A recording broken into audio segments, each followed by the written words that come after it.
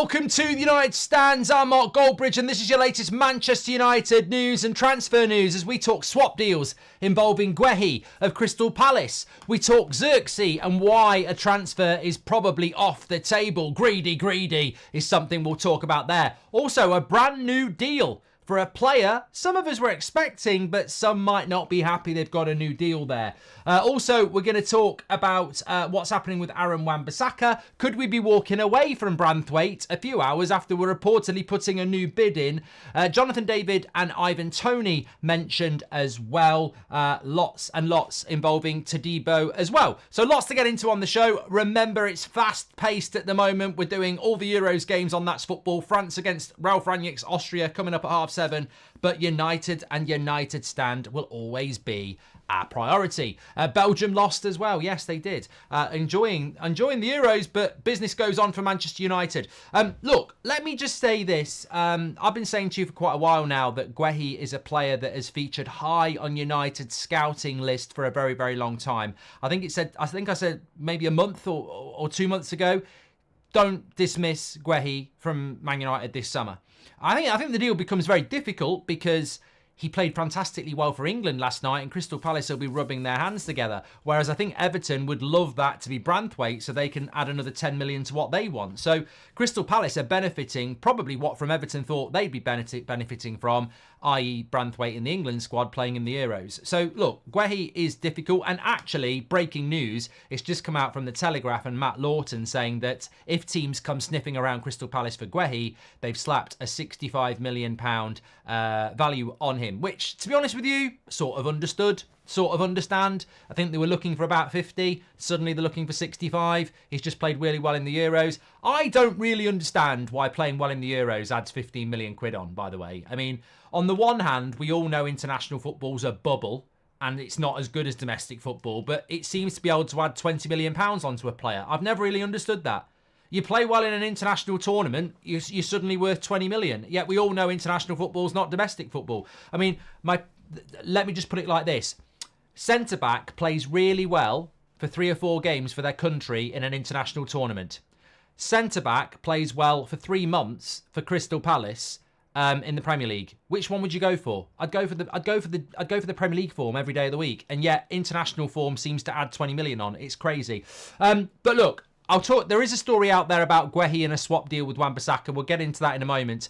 But I just want to give you a bit of an update in relation to a conversation I was having today with a decent source about Guehi and what they basically said. I was talking to them about the swap deal, actually, with Wan-Bissaka, and they said, well, I don't think swap deals are going to happen.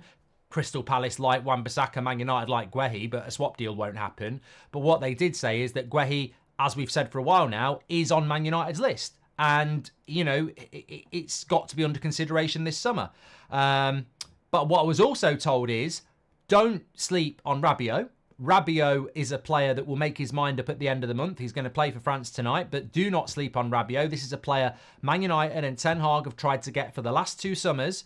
And if Ineos agree with Ten Hag, then that is a deal that they will look at and go for hard because he's free. So the question on Rabiot is that, yes, definitely he will be a player that Erik Ten Hag is saying I like because he's done it for the last 2 summers. If they were in a position where they could go for Rabiot because let my bloody words out, because Ineos agree to, then that's certainly a player Man United could look at. Now, I don't know what his wage is, but some people say that he's on about £170,000 a week at Juventus. £170,000 a week. And he's on a free transfer. So, look, I think it depends on the financials. All I'm saying is, I'm just giving you the news. I'm not going to dwell on it. Keep your eye on Rabiot. Just leave it at that. Let's see what happens. Also, I was told, keep your eye on Frimpong.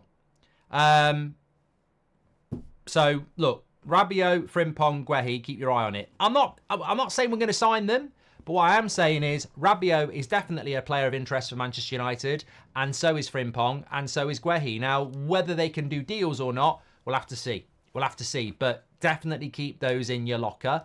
That's what I was told today. There we go.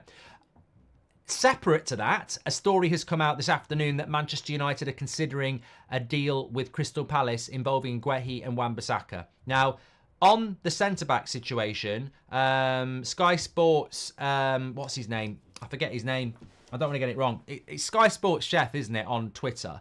But he's basically come out and said that Manchester United could well walk away from a Branthwaite deal with Guehi, Todibo and Yoro considered alternatives.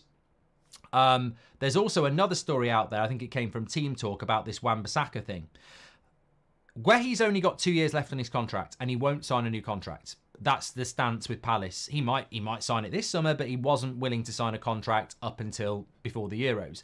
So Crystal Palace can sit there and say they want 65 million quid, but if Guehi doesn't sign a new deal, that price is just going to keep coming down. Now, Palace might go, look, it's 2 years.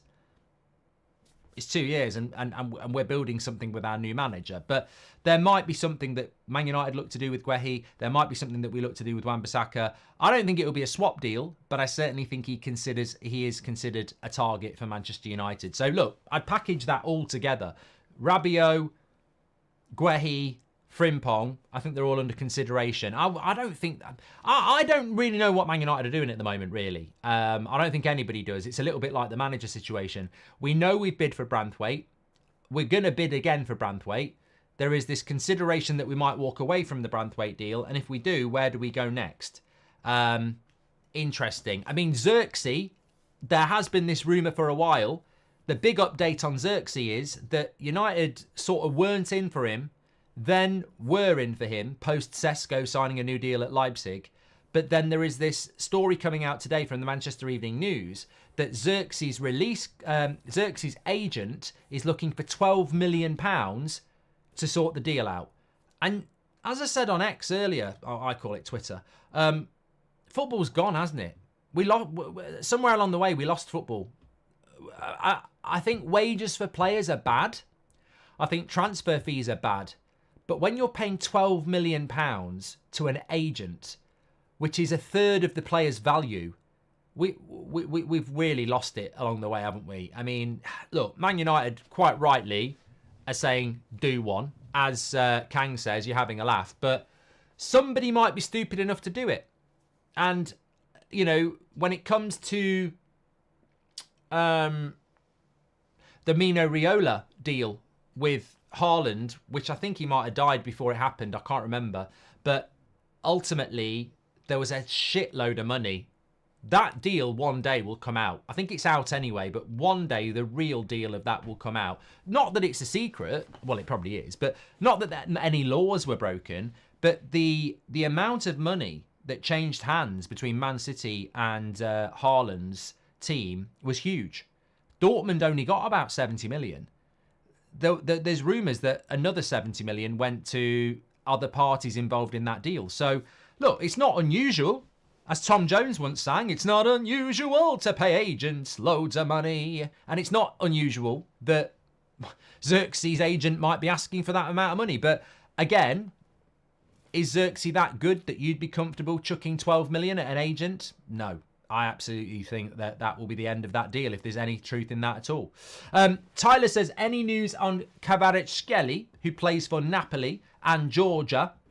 Yes, his agent's come out and said that he'd like to move because Napoli have had a lot of managers in the last couple of years. I don't think it's a player that Man United are looking at. Look, also, very, very good question there from Tyler, because I would also say Xavi Simons has been linked to us. Absolutely bollocks, not going to happen. Danny Olmo got linked to us the other day. Bollocks, didn't even bring it in. I'm not going to talk about attacking midfielders. We're not signing an attacking midfielder. We don't need to sign an attacking midfielder. We're not going to sign an attacking midfielder. We shouldn't waste time talking about attacking midfielders. Look, Simons of the Netherlands and at PSG currently, very, very good player. Danny Olmo is an interesting player as well, but we're not signing another attacking midfielder. It's just not going to happen. It's a waste of time. What I find more interesting at the moment is the sheer volume of centre-backs that we're linked to and the sheer volume of strikers that we're linked to. And when is that going to get narrowed down? I think Branthwaite stands above everybody else at the moment. And then you've got Todibo, Guehi, Yoro. There are others that we could move on as well. Let's wait and see how that's going to develop. We need a centre defensive midfielder, as Robin says as well. In the striker area, I think it was the Manchester Evening News was saying today that Jonathan David and Ivan Toney are long-term targets. We've mentioned Toney before. I've mentioned Jonathan David for a very long time. I know he's not popular with the chat, but I think as a striker that comes in to work and offer something different, I think you might be surprised by what he could do. They also mentioned Hoffenheim's Bayer, which we mentioned last week, which I think is very interesting. But it's going to be, Zirkzee has to be in there at the moment, regardless of the rumours about his agent fees. And I think at the moment, Zesco's gone. You're sort of left with Zirkzee, Toney, David and Bayer of Hoffenheim, and I think they're the four at the moment that you think we're looking at, but there could be a name coming out at any point, and it's very similar with the centre-backs, isn't it? So I'm interested to see how that's going to work out. With the centre midfielder, we know we're going to sign one, but is Casemiro going to move off? How quickly that's going to happen? We'll have to wait and see. One thing that we do know is that Johnny Evans is going to get another year contract. Are you happy with that? Let's do a quick poll on that. That's come out today, that Johnny Evans will be handed a new a one-year contract. Let me just get that out. Happy with Evans' contract? Yes or no? Get your things in if you're watching live. If you're not, get your comments in. I'm not going to dwell on talking about Johnny Evans for too long, but it is news. And as I've said before, if you've got Martinez, Branthwaite, Todibo, Camboire and Johnny Evans as your 5 centre-backs, I'm happy. I'm happy with that. So I'm more than happy with that. No problem at all. I think Johnny Evans, with Varane going and Casemiro probably going, I think he offers insights to a bygone time at United that doesn't exist anymore. I think he demands respect. I think he's a player that puts his body on the line when he's not fit and plays for the team. And I think Johnny Evans at this club for another year. I don't expect him to play much. If he's playing a lot of games, we've had a crisis again. But I think he's a player to keep on who is going to be very, very cheap to do that, and also brings a hell of a lot of experience to a team, and the right sort of experience as well. The right sort of experience. Man United experience, definitely. I'm happy with it. Delit's the other player as well. You're quite right to mention that. In fact, I'm going to give you a shout out.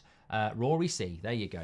Mark, is that a bottle of Jameson behind you? Think you should have a shot for every player bought or sold this summer live on air, says Kristen. I'm not having a live on air anything at the moment, Kristen. I'm definitely on the tired, bit of a headache mode today after last night. I had quite a few after the England game, and had to be up early this morning. And I've had a good day, but yeah, I just feel like I need a detox day today. Definitely. I'm happy to say I was driving past McDonald's and I was like, I really just want to go and get a Big Mac meal and 20 chicken nuggets and a strawberry milkshake. As bad as that would have been for me, but I just kept on driving and I went home and had a lovely, healthy dinner. But anyway, I digress. Mark, thank you very much. Anyway, Kristen. Hi, Mark. Did you see the Laurie Whitwell article that came out a few days ago about players not listening to Ten Hag, especially in the defence, says Ash. I did. We've spoken about that. And Daniel Sturtridge says that you've got me through some dark times with losing my granddad. Thank you, Mark. You'll never know how much this community means to me. Thank you again. That's great news, isn't it? Thank you, Daniel. Absolute legend. Hope you're doing well. Nemo's a member for 5 months as well. Thank you very much. Yes, remember 7 o'clock shows instead of 8 o'clock while the Euros is on. So we've been talking there about Johnny Evans getting a new deal. Zirkzee's agent apparently wants £12 million in his back pocket to do a deal to sell him. Guehi is considered in a swap deal with Man United involving Wan-Bissaka going the other way. That's a story that's come out today. I would more lean towards Guehi as an option for Manchester United. Whether it's a viable option or not, I don't know. But we've been saying this for a while now. He's certainly on United's shortlist. Would you like Guehi at Man United? I mean, sometimes we throw names around, and I don't think we've ever spoken about Guehi and whether you would want him at Man United. I like him. I do like him. I thought he's only 23. I mean, I like him. I wouldn't pay 65 million quid for him. I've got to be honest. You know, if we're going to go in on Branthwaite and say we shouldn't be paying 50 million quid, I don't think we should be paying any more than 50 for him as well. And I certainly don't see a world where we spend 50 million pounds on Branthwaite and 50 million pounds on Guehi. You can't do that. One of our centre backs has got to be cheaper than that, and Todibo falls into that category, of course. But I do like the player. I just don't think. I don't see a scenario where we get Branthwaite and Guehi. I see a scenario where we get Branthwaite and Todibo, but I don't see a scenario where we get both of those players. And who would you prefer out of the two? It's a hard question. I would probably say Branthwaite because I've seen more of him. But, you know, I've got to say, I want to trust United's recruitment this summer. There's a lot of opinion and analysis gone into it. It's not just Eric Ten Hag saying, John Murta, buy me this player. There's a lot going into what Man United are looking to do, which is why I say keep an eye on Rabiot and Frimpong, because they are definite players that Ten Hag has put forward, and it's whether they make it through the Ineos filter. As I say, Rabiot is a player that we will try for, so good opportunity to watch him again tonight. We will try for him if Ineos decide that it's a deal they want to do. It might fall apart on the fact that he says he wants 250 grand a week, in which case Man United wouldn't do it. But and Frimpong, not in the Dutch team, actually, I think that's quite good in relation to the potential fee that we will pay. What do you think about this story coming in from Sky Sports then? That Sky Sports chef, actually, he's a journalist on there. Let's not attach it to Sky Sports. He's saying that Man United are prepared to walk away from a Branthwaite deal with Guehi, Todibo and Yoro considered as alternatives. Well, I think Yoro's not an alternative, and it damages that story in a sense. But look, I don't mind if we walk away, because I don't think that Branthwaite's the be-all and end-all, in the sense that I think we've become obsessive about signings in the past, and I've been guilty of that. Sancho, Pogba, Bruno, all three of those, I was like, if we don't get this deal done, it's the end of the world. And I don't feel like that about any transfer anymore. I think that the success of a football club was staring us in the face across at the blue side of Manchester when Pep Guardiola and Man City were desperate to get Alexis Sanchez in the summer, and it didn't happen, and they were going to go back in the January to get him, and Man United offered more wages. They walked away. And Man City have done that a few times.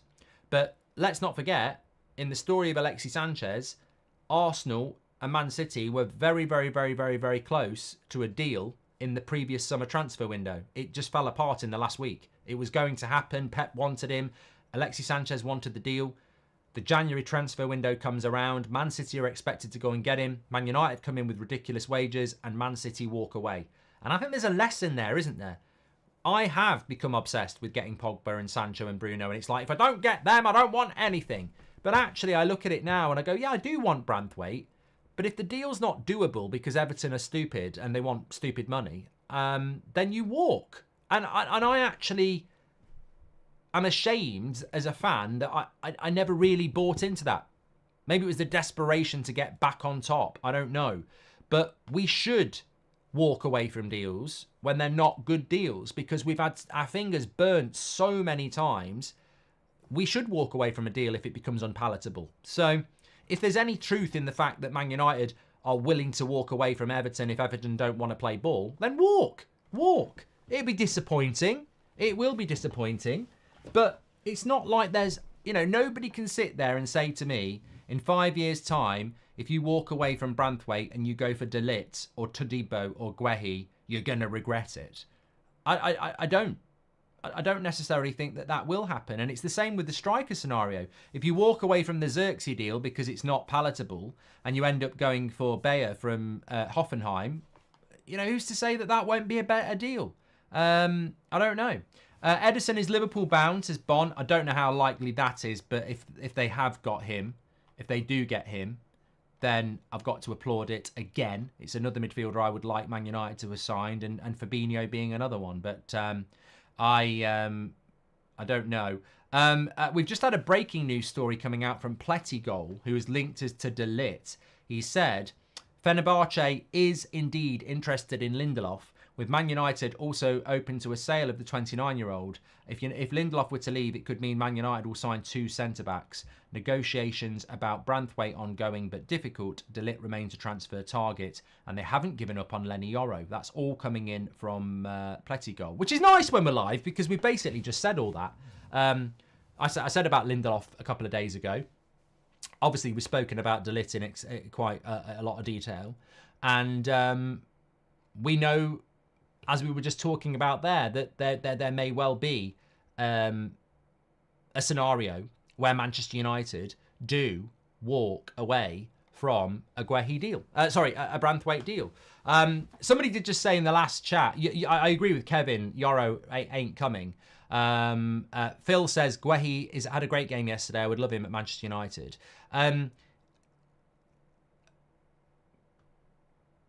Somebody in the chat just said, why would we walk away from Branthwaite? I think the difficulty that people are alluding to, whether it's Pletigol, Sky, whatever, is Everton's appetite to do a realistic deal. I mean, look, they have got power here. There's no release clause. You know, Elise has a release clause. Frimpong has a release clause. There's a few players. Zirkzee has a release clause. And that's probably why his agent wants a lot of money. That's the problem about a release clause, is that the agent can say, you're getting him cheap, I want 10 million. And that can be the problem. You think you're going to get a good deal because the club's got a release clause that's very, very agreeable. And then the agent adds in another load of money for them. But look, I think that with regards to Branthwaite, nobody knows the complexity of the deals that are going on there. And Everton must, in their defence, do what they think, do what's best for Everton. But if they sit there and just keep saying £60 million, £60 million, £60 million, I think you knock on the door a few times and then you go, no, I'm walking away. But as we were talking about last night, if you did walk away from that deal, is it not the same as what's happened with Scalvini, who you can't buy anymore because he's a bad knee injury? Sometimes in football, the deal you want to do isn't there to be done, which is why you do your homework on numerous others. And I think the centre-back market this summer is actually awash with very interesting players. I would argue that the centre-back market this summer has got so many interesting targets in there, I'd actually be worried about getting the right one, because you could go for Branthwaite and Todibo could go elsewhere and end up being one of the top 5 centre-backs in the world. You could go for Todibo and Branthwaite could do that. You could go for De Ligt and he could, re-establish himself as one of the best centre-backs in the world again. Same with Guehi. So there are some centre-backs out there that we won't buy who could end up being really good. So look, I think it's a buyer's market if you've done your homework. You certainly don't need to sit there negotiating with Everton like we did with Maguire all those years ago in Leicester. I think there are other options out there. 70% of you are happy with Johnny Evans, which is great news. Thank you very much. Let me just do another quick poll for you as well. We're going to go Guehi or Branthwaite. A few people have said, can we do that, Mark? We're doing plenty of polls again on the France-Austria game, but you can get involved in that as well. I spoke to you about Jonathan David and Tony, didn't I? I mean, I don't really have a lot to add about that. I mean, these are players that have been mentioned. I think it was in the Manchester Evening News today. And look, they're players that have been scouted. But I told you a story ages ago, didn't I, about Kingsley Coman, who may or may not be in the French squad. We might see him later. A few years ago, a story came out. I can't remember, in Athletic, Andy Mitten, I don't know, that we were looking at Kingsley Coman. And people got really excited. And I said, there's no way we're signing this player. If you actually look at German reports, there's no way we're signing this player. And then it was clarified that somebody had contacted Man United about Kingsley Coman. And Man United had said, well, we're not going to deny that we haven't scouted him. And therefore, it ended up being a story that Man United were looking to sign Kingsley Coman. And that's the problem, is that if United say, well, we're not going to deny that we've scouted him, it doesn't mean we're going to buy him, because we will have scouted so many players. So many players. And we will have scouted Jonathan David. We will have scouted Zirkzee. We will have scouted Ivan Toney. It's just scouting a player doesn't necessarily mean anything. I mean, there's that interesting story about Wan-Bissaka, isn't it, where somebody said that we'd scouted over 100 right backs. I mean, the volume of players that we scout, it really is incredible. Lee's gifted a membership. Thank you very much. Lecheese, thank you very much for your super chat. Appreciate that. Michelle says, I'm so happy with Erik ten Hag. How disaster was going to be if we were going to get Southgate. Even thinking of it makes me scared and cry. Keep up the good work. Thank you very much. How are FA Cup winners going for 10 million? What the fuck? Said Keel Robinson. And hi Mark, are there any other midfielders we're looking at besides Neves, this delusional unicorn? I think it's a really compelling conversation. João Neves, I think, is Man United's dream. We mentioned Zubimendi the other day. Edison has been looked at by Manchester United. Rabiot, as I said, is another option. I believe we'll only sign one midfielder. I would like to see us buy two. If Eriksen goes and Casemiro goes and Amrabat goes, you need two. If Amrabat or Eriksen and Casemiro stay, you need one. I mean, I would sell Scott McTominay, so that's another one. But I suspect McTominay will stay and we'll buy one midfielder. Gas, thank you very much. Welcome to the Members Club. Really appreciate that. And Evans re-signing is good for the club. He knows what Man United stands for. Keeping him and only benefit the young ones, says Lee Willoughby. Thank you very much for that. We need two midfielders as well. Donny is anonymous, says Savage. Well, look, the midfield roster is going to be Mainu, Bruno and Mount. They're the only three that I think should definitely be staying, which means Casemiro, Eriksen, McTominay and Amrabat could all go. Now, I wouldn't mind keeping Amrabat. I wouldn't mind Amrabat, Mainu, a new signing, Bruno and Mount. But that's not enough. That's 5 for 3 positions. So, I think you need 6. McTominay's pure profit. Casemiro needs to go. Eriksen needs to play. Those 3 go, you need to bring 2 in. Even if Amrabat stays, I think you need to bring 2 in. If Amrabat goes in, you definitely need 2. But McTominay's not going anywhere. You know, McTominay is not going to go anywhere. Nathaniel says McTominay's a good bench option. Is he? What does he do when he comes on the pitch? He runs in the box, scores a goal every now and again. Is McTominay a good player to bring on when you're trying to hold on for a game? Is he a good player when you want to, keep possession? Is he a good player when you want to press high up the pitch? He's a good player if you need to score against Brentford and you're 1-0 down. Yeah, very, very good. But is he a good player to control the game from the bench? Is he a good player to go and get tackles in off the bench? Is he a good player to, defend deep from the bench, take the ball off the back four? Is he a good man marker? And that's the thing about Scott McTominay. I absolutely expect him to stay, but I think he's a one-trick pony in the sense that if he doesn't score, I don't think he has a good game. Casemiro hasn't got the legs by the looks of it. Eriksen hasn't got the legs by the looks of it. Amrabat doesn't look like we want to spend the 10 million to keep him. Collier's interesting. Collier's interesting. He's very interesting. And a lot of you are mentioning that name. If Collier can come through, you've got Collier, Mainu, Bruno, Mount, Amrabat, and a new signing. That might work. That might work. And then you can sell Eriksen, McTominay, and Casemiro. I like that. I like that. I like that. Anyway, look, I can't sit talking to you forever. We are on That's Football in a moment, live for Ralf Rangnick's. I want Austria to do well. I love Rangnick. I don't think he gets the respect he deserves. But France are also going to be a very exciting team to watch. I'm looking forward to this. Rabiot will be playing in that game as well. So get yourself over to That's Football. We're ready to go for that. Thanks everyone for watching tonight. Back at the morning at 10 o'clock as well. But let's get over for some more Euro 2024 action on That's Football. I'll see you in a minute.